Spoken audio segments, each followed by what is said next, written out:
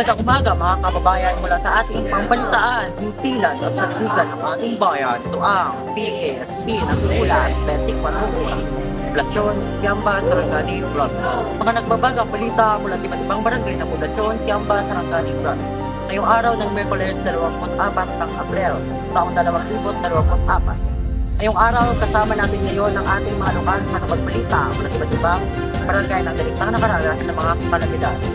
Pagtiyakita ang bawat aming ipinabalita ay pa, nakakatulong at nakapagbigay ng pag-asa sa ating bayan. Ngayong umaga aming naobserbahan ng mga malubhang kalamidad na naganap sa barangay sa Tunyo o pinamagatang Tuwal City. Nag-uula, Durian. Kabayan, ano ba ang mga malubhang kalamidad na naganap sa barangay sa Tunyo o pinamagatang Tuwal City? Yes, kabayan, narito ko ngayon, Tuwal City.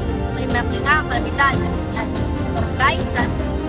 Yung mga bahay sa tabing dagat ang nasira at bumuo dahil sa matinding pagbaha at taas ng tubig. Kaninang alas 6 ng umaga, marami ang residente at nagtutuan wala ng bahay pati ang kanilang mga gamit ay nadamay. Ayon sa lokal na otoridad, ang matinding pagbaha at taas ng tubig dagat ay napalakas ng bugyo at lightning na nangyari sa lugar. Marami sa mga napektuang residente ang nangangailangan ngayon ng tulong at solusyon mula sa pamahalaan.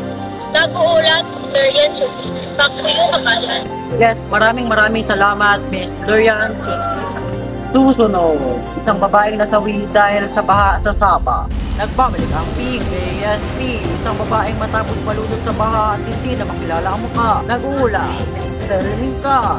Yes, kabayan, narito ako ngayon sa Tabuk City at may nabaguang babae sa ilalim ng tulay at hindi na makilala ang mukha. Kaninang umaga, bumuhos na malakas ang ulan sa hindi ng pagbaha dito sa Tabuk City. Sabi ng mga residente dito ay may nakita ng silang matanda at ilang kampanin tumawid sa baha. Hindi lang nila napagkukunan ng pansin dahil hindi man gaano ito malakas na pagdali ng baha. Hindi nila alam na kasawi pala ito ng matanda at agad naman ito ng ng otoridad. Nag-uulat, Sendika. Maraming salamat, kabayan, sa inyong paghatid ng balita. Susunod, isang bahay ang bumuo sa Tamadang City dahil sa landslide. Nagbasakan ang mga puno at bumuo ang mga lupa. Nagbabalik ang PKSP. Isang tulay ang bumuo sa Tamadang City dahil sa kanilang pagbagsak ng ulan.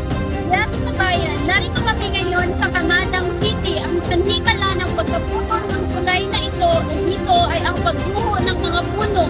Ang tulay na ito, kaya ito ang sanhi ng kanyang pagkapuno.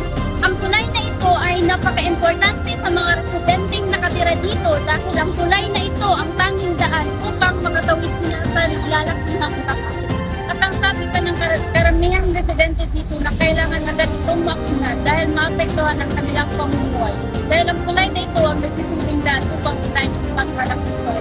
Nag-uulat, Greta April. Back to you, kababayan. Maraming salamat, kabayan, sa inyong paghatid ng balita.